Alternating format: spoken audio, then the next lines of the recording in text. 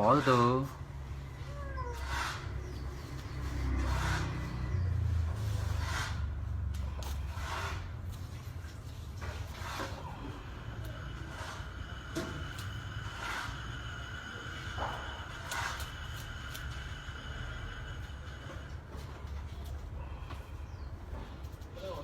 Đang rình. Từ kệ đó. Phải như này vào bắt được, vào gần bắt được.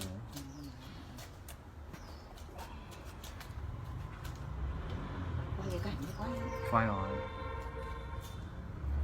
quay hết đi. Cái đó là mèo cùng chim. Cái cảnh này hay đó.